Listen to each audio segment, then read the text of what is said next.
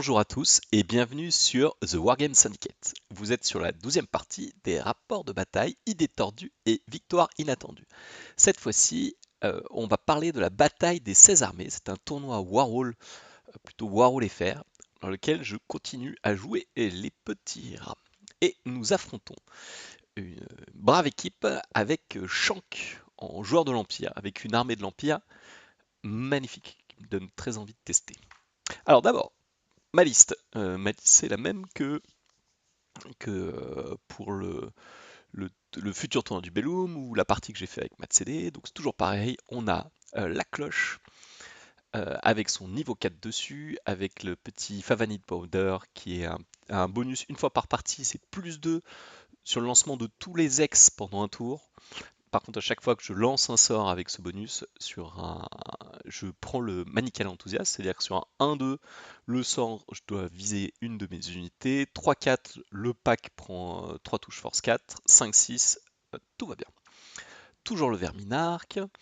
Donc en niveau 2, Witchcraft. Ensuite, vous avez toujours le Sénator pour avoir cette petite bulle fearless instable dans un coin avec la Storm Rocket, avec l'anti-piétoche, etc. 4 packs de Black Fur qui sont 22, 23, 23, 23. Je crois que c'était encore l'époque où je jouais qu'un seul musicien.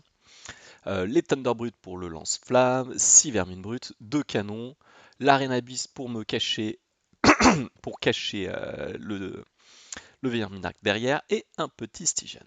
Du côté des hommes de l'Empire, nous avons une armée. Nous avons déjà un super livre de l'Empire qui a reçu beaucoup de boosts dans tous les sens du terme, autant avec les nouvelles magies qui vont bien l'aider, autant avec des réductions de points, avec des changements de règles, etc. etc. Un truc qui donne envie à tout le monde de ressortir les hommes de l'Empire. Chaque de son côté a décidé de jouer une sorte de full corps à corps, qui est un petit peu, on va dire, de plus en plus la norme avec l'Empire. Avec du coup un niveau de pyro sur son Arcane Engine. Donc soit les gens jouent niveau de pyro sur Arcane Engine, soit ils le jouent à pied et un Arcane Engine à côté. Ça dépend en fait les points de perso, parce que souvent les points de perso ça explose très très vite. Le prélat avec sur l'altar en mode pas cher avec une Great Weapon, un, un seul perso sur Griffon et Général GB à pied, tous les deux en 1 plus d'armure.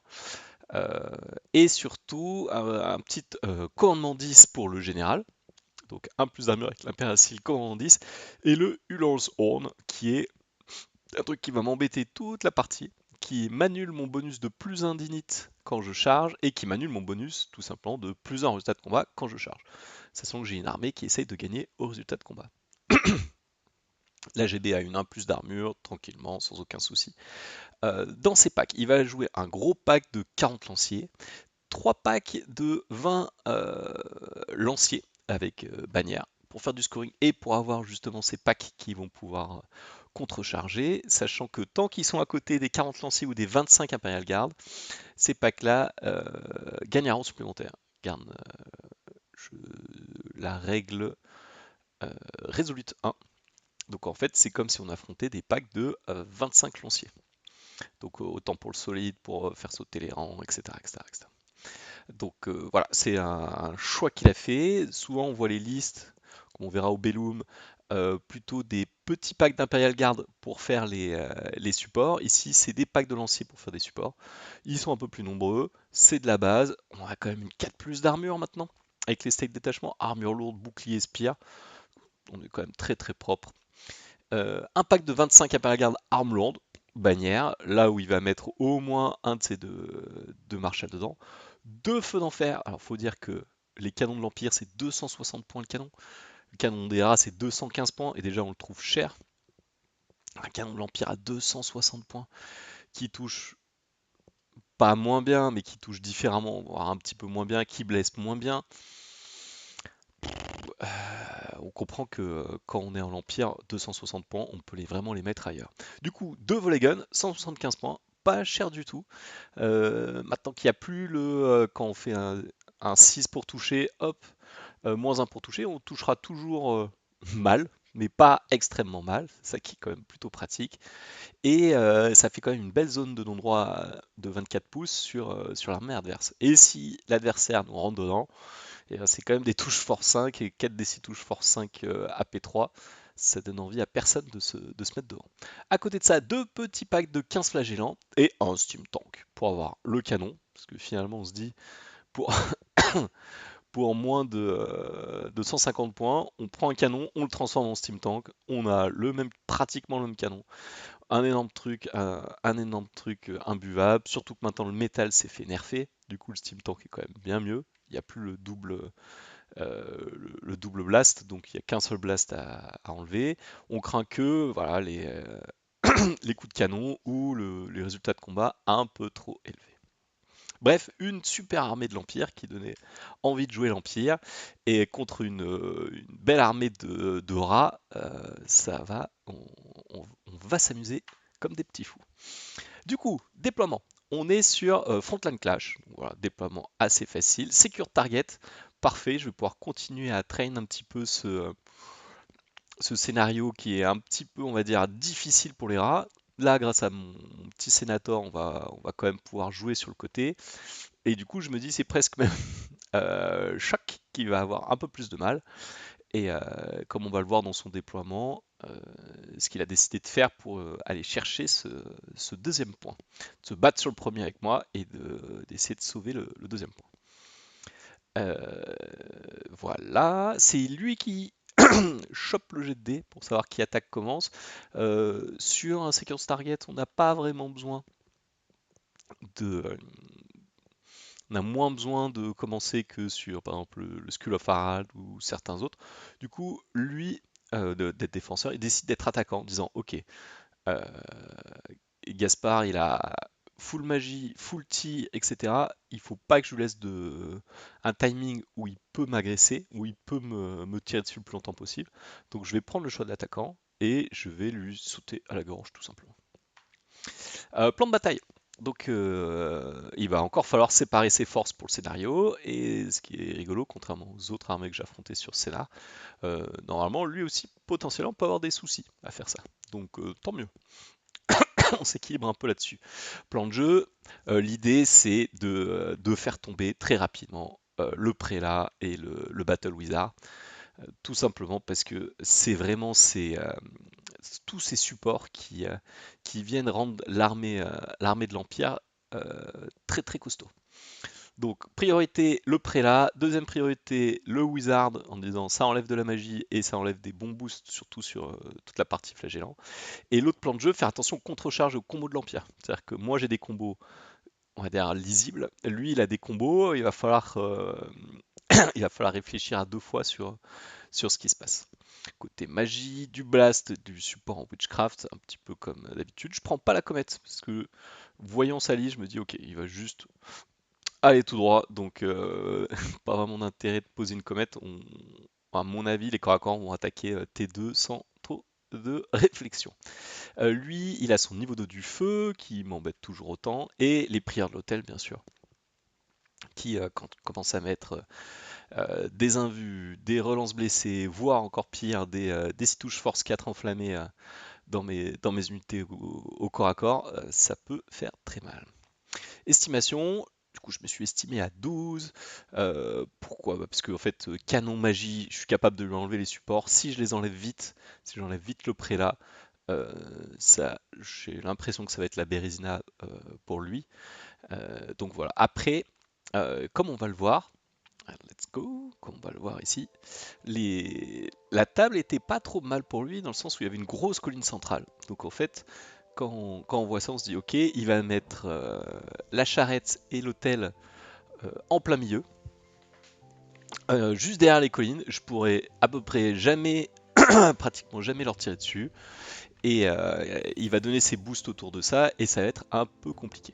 Donc j'essaie de mettre mes canons pour lui dire, bah, tu vas avoir du mal à en cacher deux, euh, en disant, et en essayant de pousser un peu à droite à gauche, et pour avoir quand même quelques belles cibles. Donc de son côté, ce qu'il fait, c'est que sur le côté gauche, donc vous voyez sur l'image, on va dire c'est son flanc faible, il va mettre ses flagellants un petit feu d'enfer, le Battle Wizard qui fonctionne plutôt bien avec les flagellants, parce que passer en CC 4 défense 4, toujours mieux que CC 2 défense 2, surtout sur mon armée qui a des CC 4 un peu partout et des défenses 3. Et un petit pack de 20 lanciers à côté en mode bah voilà, ça sera mon scoring pour venir scorer quand besoin. Au milieu, il va mettre le Steam Tank, je sais pas trop où je vais, mais il se dit comme ça, je peux mettre des coups de canon sur à peu près ce que je veux, l'Arena Beast, le Rhinus Dictator, voire mes canons et compagnie. Un petit feu d'enfer aussi ici, en plein centre, tout va bien. Et de l'autre côté, un peu plus lourd du coup, les Imperial Guard, le pack de 40 lanciers, 2 packs de State Détachement, le petit griffon et le prélat derrière pour venir appuyer tous ces jolis combats. Donc moi ce que je fais avec l'avance du défenseur, j'avance mon Arena Beast pour lui interdire au griffon de venir trop vite sur mes flancs. C'est quand même l'intérêt de ça. Donc lui, phase de premier tour, mouvement double, mouvement double. Alors c'est pas une armée qui est remplie d'ordres. Finalement il a que 2 ordres de mémoire. On verra que d'autres armées de l'Empire que j'affronte qui sont à 4 ou 5 ordres. Toujours avec 2 persos. Et du coup il dit j'avance de 12, on est là pour se battre. Avec mon pack tenace, etc. Là j'avance aussi de 12 pour essayer de prendre un peu ce flanc. J'avance le pack de lancier, je mets l'hôtel en bulle sur ça. Il n'y a que ce petit pack là si jamais tu veux le prendre. Bah vas-y, mais il y a des contre-charges de partout. Est-ce que tu veux perdre la bobiche? Je suis à 10 de commandement relançable, donc normalement ça tient quand même très bien. Surtout il faut pas oublier qu'ils sont toujours 25. De l'autre côté, il avance les feux d'enfer en disant bon, je vais me mettre à portée de tir et on verra bien ce qui se passe. Le canon ne bouge pas et veut me tirer, je sais plus s'il veut me tirer sur soit mon canon, soit des rogues, mais de mémoire, il ne fait pas grand chose. Et donc là, il fait un truc assez étrange, comme on a vu dans le déploiement. Il décide de mettre sa charrette près des flagellants, qui vont être un super combat. C'est-à-dire que flagellant avec charrette sur mes vermines brutes, c'est parfait pour lui. Dans le sens où, au lieu de le toucher à 3, je vais le toucher à 4, et lui, au lieu de me toucher à 4, il va me toucher à 3. Donc c'est vraiment des paliers très intéressants pour lui. Et du coup, ça va venir un petit peu embêter mon petit pack de vermines brutes. Sur les Black Fur, c'est un petit peu moins grave. Toujours embêtant, mais c'est un poil moins grave. Et du coup, il sort, je pense que c'était une des bêtises, on en a reparlé un petit peu avec lui après. En fait, il sort sa charrette sur la colline pour lancer un blast, quelque chose comme ça. Au lieu de, par exemple, la cacher ici et de dire bah vas-y, rentre dans mes flagellants, je sors la charrette et à partir de là, une fois qu'ils sont boostés, ça devient beaucoup plus chiant pour toi. De l'autre côté, il avance, il doit lancer quelques il lance quelques trucs, mais il va pas faire grand chose, genre peut-être un point de vie au bout de feu sur la Name Storm. Moi de mon côté, je vais commencer à décaler la bête, toujours en étant hors de ligne de vue du griffon. Dire bah voilà, je commence à prendre ton flanc ici. Je recule un peu mes vermines Storm pour pouvoir commencer à mettre des coups de lance-feu, soit dans la brigade royale, soit dans d'autres unités. Et je mets tout le monde sur une super map, là, tout le monde derrière le mur, en mode bah si tu me charges, bah t'as -1 pour me toucher, puis j'ai mes contre-charges, j'ai mes trucs, tout ira bien. Je garde donc la vachette est par ici, tout simplement pour être, elle est juste assez loin pour le canon. Je donne le fearless ici, de l'autre côté, en étant à couvert lourd, les feux d'enfer ne peuvent juste pas me toucher. Long couvert lourd, c'est à 7, ils peuvent pas me tirer dessus. La cloche elle est fearless, donc pas de souci. Les autres sont à couvert lourd, ils ne peuvent pas me tirer dessus. Donc ici, pas vraiment d'intérêt d'avoir pour l'instant mon Verminarch fearless ici. Donc voici comment ça se passe. À son T2, il décide de il se prend du coup un coup de lance-flamme dans son pack d'Imperial Guard Armlord, et il décide quand même, il dit allez, moi c'est parti, je suis là pour me battre, et il tente une charge à 5 ou à 6 sur ce pack de Black Fur. Donc ça m'avait en effet un peu étonné. Donc pack de Black Fur, l'idée c'était il me charge là, moi quoi qu'il arrive avec tous mes bonus, le stable, je vais tenir le combat, et derrière l'idée c'était de contre-charger. Et en fait je pense que derrière lui son idée c'était de dire j'envoie ce pack là, je suis tenace, je vais tenir quoi qu'il arrive. Et mes 2 packs de support. Je les avance aussi à portée de contre-charge. Si jamais toi tu décides de venir me contre-charger de flanc mon pack et de le faire imploser, et ben j'ai mes packs derrière qui arrivent et qui viennent nullifier ça, ou en tout cas le faire tenir suffisamment pour qu'en fait ce combat là c'est moi qui finisse par le gagner parce que il y a encore l'hôtel, etc. qui se balade par là. Donc c'est impressionnant de voir 20 Imperial Guard avec GGGB vouloir s'empailler là-dessus. Je voyais ça, je sais pas si c'est la meilleure idée quand même. Parce qu'en fait le moyen de gérer ce truc là c'est finalement de charger également de charger avec les supports unités avec d'autres unités, la cloche qui charge celle-là, les Thunderbolts celle-là, et d'envoyer un pack sur le flanc de ce gros truc là. L'idée c'est, en fait moi comme j'ai beaucoup de pauses avec ces petits régiments là, je me permets de pouvoir faire ça. Et ici, pour info, je m'étais un peu coincé avec le Verminarch. Entre l'esquive du canon et les Thunderbolts, c'était pas la meilleure position possible. Et là, je me rate un peu, en fait, avec son mouvement double. Il arrive à sortir de la ligne de vue de la bobiche. Donc la bobiche pourra charger le gros pack de lancier, mais c'était plutôt cette unité-là que je voulais viser. Donc phase de tir magie, il s'est pris.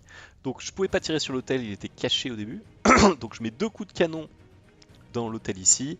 De mémoire, je sais plus si c'est un canon qui passe ou si c'est un spell, mais je fais 3 points de vie sur la charrette.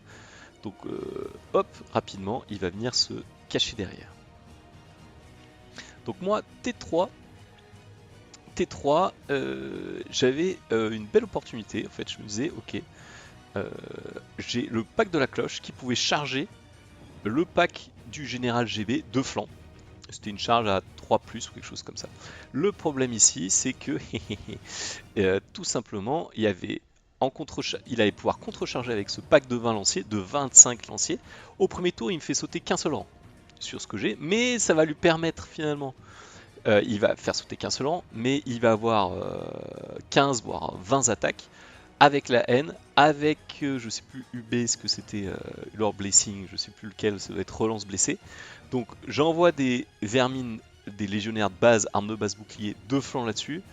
Il me contre-charge avec ça, et en fait, en faisant rapidement quelques calculs, quelques réflexions, je pense que c'est 1, il va tenir, 2, voire il va peut-être me jeter, 3, il y a un taf derrière qui va venir impacter tout ça. Donc l'idée est intéressante, mais c'est là où on voit toute la puissance de l'Empire, disant bah en fait non, il faut pas y aller du tout. Je dirais pas comme ça, mais il faut pas y aller. Donc qu'est-ce que je fais? Et ben je dis bon bah si je veux pas y aller, bah viens t'empaler toi dans mon dispositif, et moi sur le long terme je vais te grinder et je vais finir par gagner.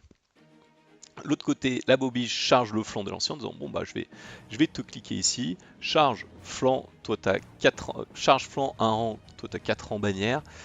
Quoi qu'il arrive ce combat là, je vais le tenir, surtout que je me prenais quelques touches, je ne sais plus comment, soit au flingue, soit au peut-être avec l'objet de sort de l'hôtel.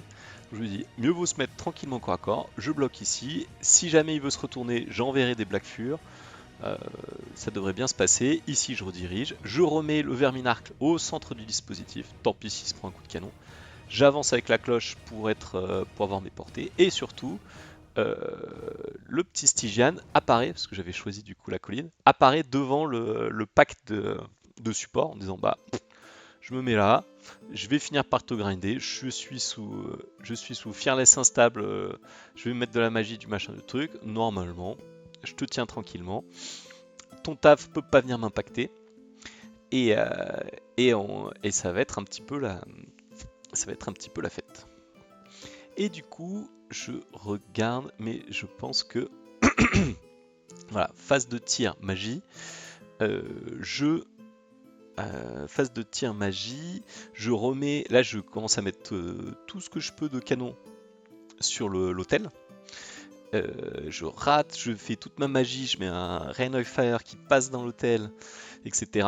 Plus un héréditaire, plus des touches force 5, je mets un point de vie sur l'hôtel. Bon, tant pis, mais c'est pas grave, on commence à le grinder tout doucement. Et voilà, donc lui, tour 3 de chaque. Donc qu'est-ce qu'il fait? Il décide d'envoyer certains corps à corps. Alors déjà, premier corps à corps que je n'avais pas vu venir aussi fortement que ça. Moi j'ai mis un petit coup de lance-flamme dans les 20 lanciers qui sont là, et j'en tue 6, parfait. Il a plus le press rank, il a plus que 2 rangs, plus machin, plus de trucs. Et en fait il envoie ces 14 lanciers accompagnés par le griffon dans les vermines. Les Thunder Vermine. L'idée c'était de dire ok, de toute façon je suis sous Verminarque, plus en stade de combat machin, je vais quand même en grinder un petit peu. Je tiens là, je prends ça de flanc, je le mange, pas de soucis, ça devrait bien se passer. Et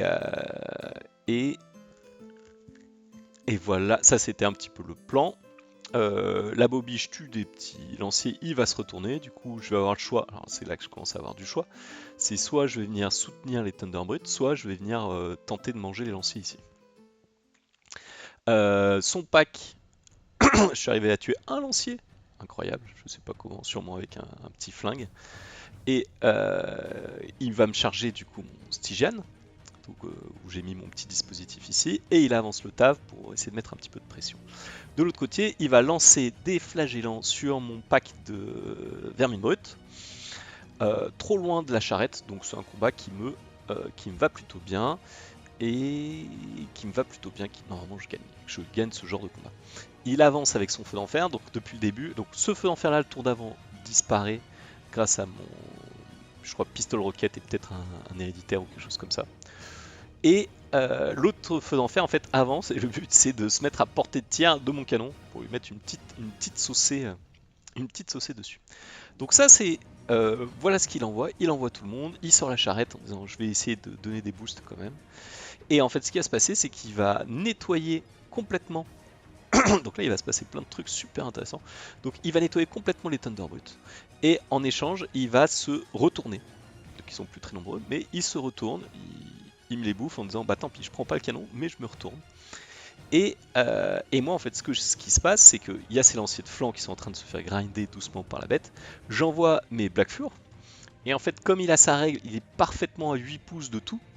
Et ben en fait sa règle c'est je vais te charger de Q avec le peu de lanciers qui me reste, et comme ça moi je rajoute comme combat charge, toi tu n'as pas la charge parce que tu es à côté de mon général qui a qui annule les bonus de charge, je vais avoir le charge, le dos, puis je vais mettre des attaques, puis je vais mettre telle chose, puis je vais avoir mes prières, etc.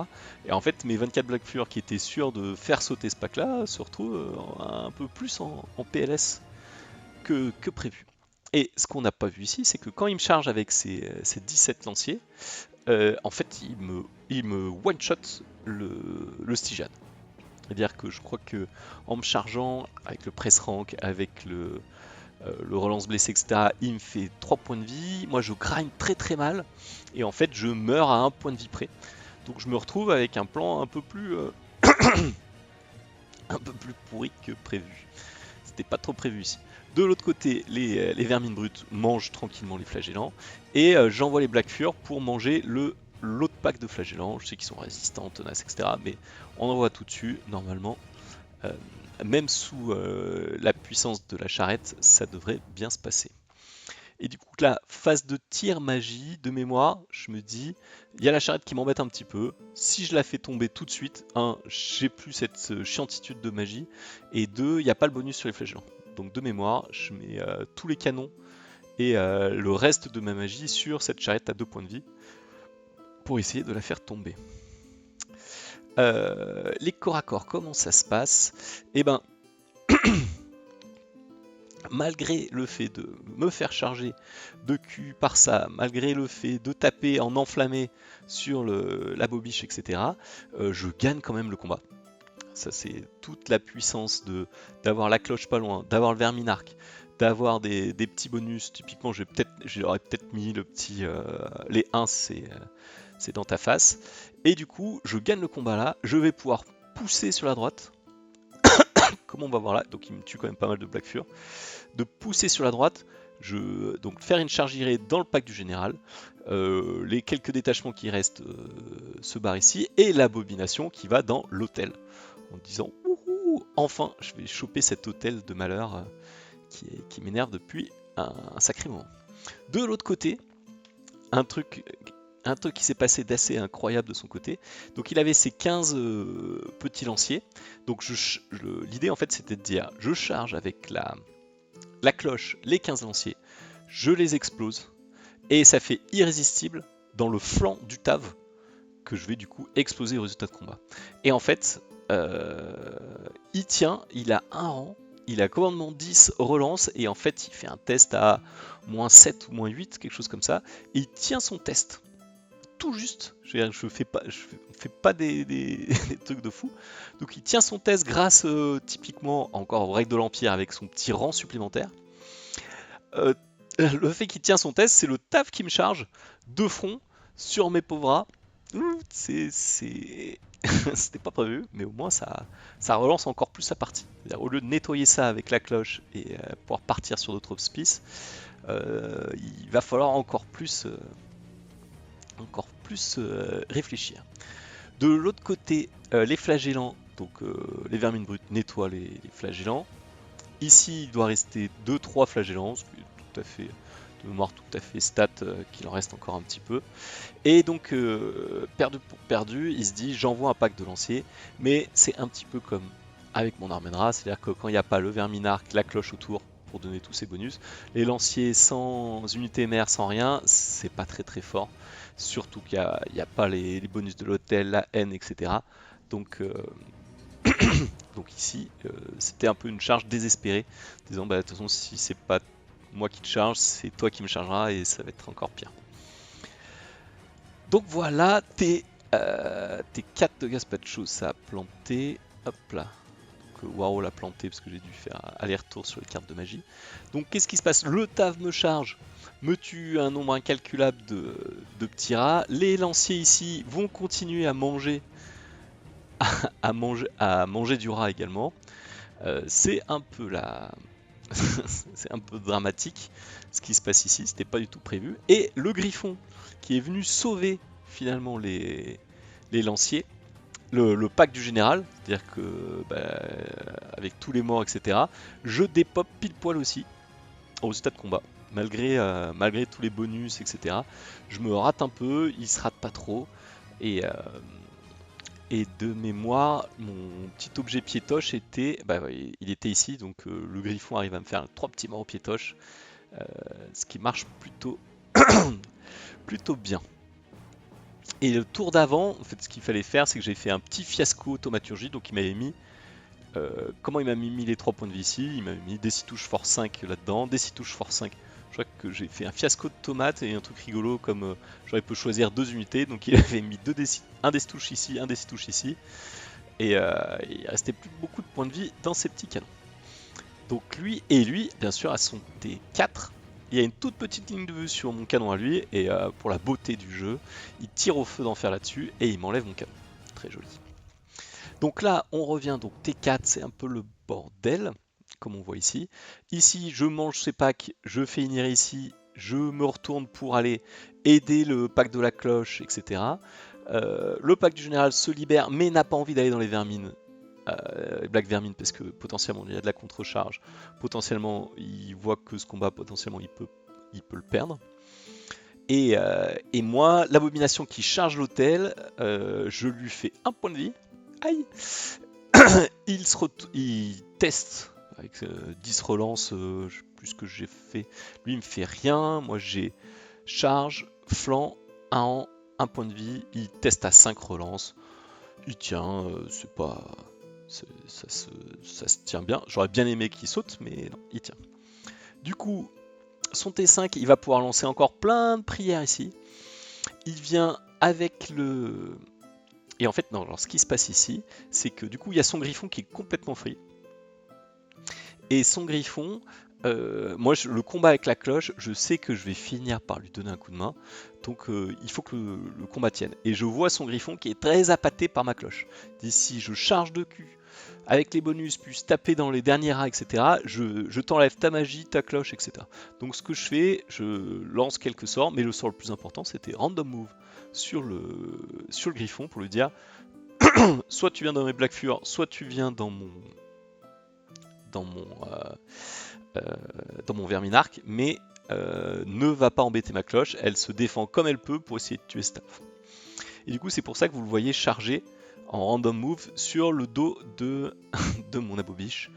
Et c'est là où j'ai découvert de mémoire, c'est là où j'ai découvert le Destouche Force 4 de l'Empire avec l'hôtel, parce qu'en fait il dit toutes les figurines dans un rayon de 8 pouces amis gagnent enflammés et vont mettre Destouche Force 4, et du coup la bobiche est entourée par 2 unités, donc elle va prendre 2 Destouche Force 4 enflammés, qui je crois, c'est ça qui la tue, ou c'est quelques attaques de corps à corps enflammés qui la finissent. Donc j'aurais raté l'hôtel encore une fois.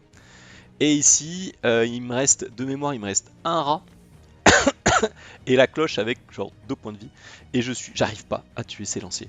Je mets tout dedans à chaque fois. Les 8 attaques force 5 AP2 dans les lanciers. Je mets les petites attaques de rat dans les lanciers. Je mets tout ce que je peux dedans. Je crois que j'ai dû en tuer 3 en 4 phases de corps à corps. Et il voulait pas mourir, il voulait pas mourir. Donc voici son T5 et le canon. Qu'est-ce qu'il fait? Le canon voit que ce griffon va commencer à vraiment m'embêter.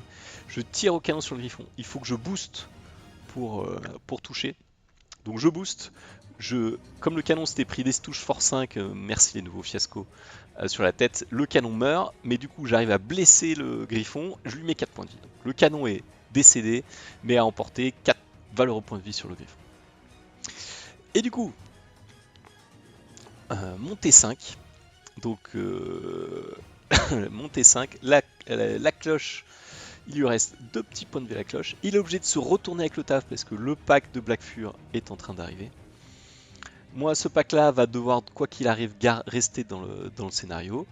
Et bah, comme on a vu, il m'a détruit la bête et il va faire une irée pour éviter que le Verminarque charge le griffon. De l'autre côté, il y a encore ces 4 petits lanciers qui se sont retournés. Et du coup, il s'est posé la question en mode ah, tu me charges. Alors, pourquoi j'ai chargé avec le Verminarque? Parce qu'en fait, si je chargeais que avec les Black Fur, il pouvait faire une contre-charge avec ses 4 lanciers sur mes Verminarques en étant à portée de l'hôtel, etc. Avec potentiellement les boosts de l'hôtel, etc. Donc je me suis dit, j'envoie aussi le Verminarque. Et du coup, ces 4 gonzes là, ils ont juste pas envie de venir affronter Verminarque, ils seront pas sous la bénédiction de l'hôtel. Moi je vais piétoche dedans. L'idée c'est que je vais tout taper dedans. Je vais faire 4 de stats de combat plus une unité détruite 5 pour le peu qu'il ramène. Parce que ça c'est quand même, ça encaisse quand même un peu plus. Donc il évite ça, il garde les points et il se dit bah potentiellement je vais essayer de nuller le sécure. Moi, phase de magie, j'essaye je mets de la magie encore sur l'hôtel, sans arriver toujours à le descendre. T6, son dernier tour, je crois qu'il me reste ma pauvre cloche avec un point de vie contre son Steam Tank. Les Black Fur commencent à nettoyer le Steam Tank, donc il reste un point de vie sur le Steam Tank. Il me reste 1 ou 2 points de vie sur la cloche et Black Fur vont finir par les manger. Et du coup, donc l'idée c'était quand je le chargeais, je pensais vraiment traverser Steam Tank et finir pour attraper l'hôtel et compagnie. Bon, raté, il reste un point de vie là-dessus. Du coup, lui, son T6, le scénario est perdu, donc il va juste garder ses points donc en se barrant avec ses lanciers. Son griffon, 4 points de vie, dit j'ai pas envie de me faire attraper par tout ce qui va arriver là potentiellement. Je m'en vais le plus loin possible. Et il cache l'hôtel derrière la colline.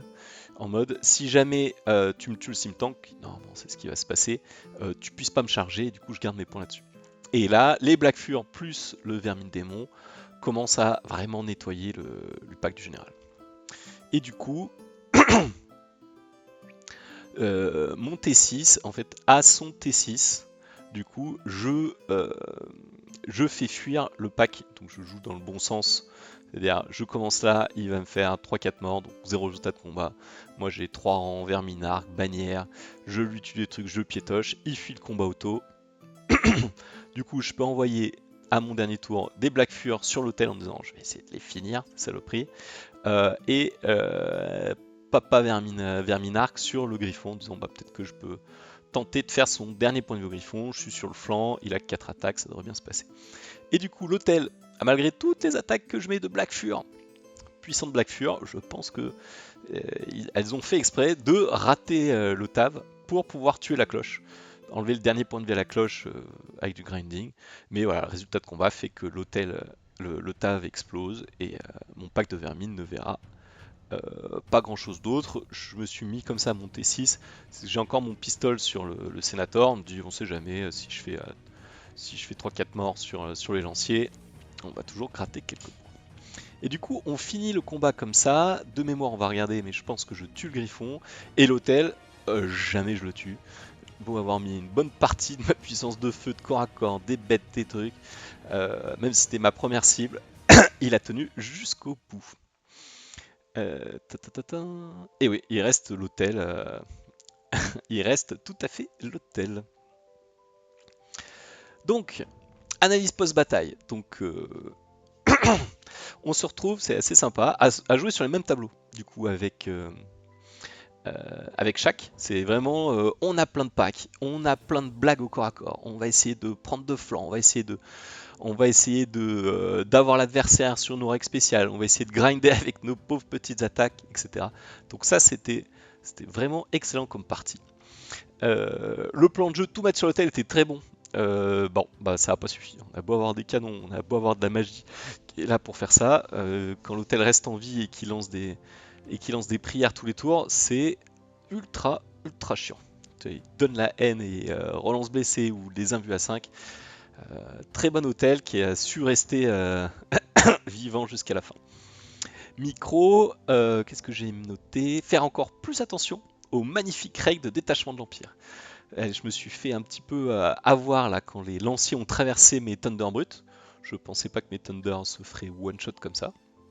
Et les lanciers se retournent, c'est à moi de contrecharger l'adversaire et de me faire attraper tout de suite par une unité qui vient de nettoyer mes Thunder. J'ai adoré, c'était magnifique. Le souci, c'est que mes règles sont encore plus pétées que les siennes. Du coup, ça n'a pas suffi à sauver son pack de lanciers et ça a permis de faire des irées incroyables sur l'hôtel qui n'ont, vous avez vu, rien donné. Mais en tout cas, la partie était tout à fait excellente. MVP, bah, c'est encore les combos Black Fur, Verminac, Cloche, toujours étonnant. Et la résilience des rats qui, qui étrangement, des fois, la 4 plus d'armure, la parade, etc., permet de bien aider. Et puis il y a eu vraiment des retournements de situation du début à la fin qui sont toujours aussi excellentes, comme la cloche qui est pas capable de passer à travers 10 lanciers et du coup se fait attraper par l'Otave qui va grinder jusqu'au bout, etc., etc. Bref, une très belle partie avec Shaq. Et voilà.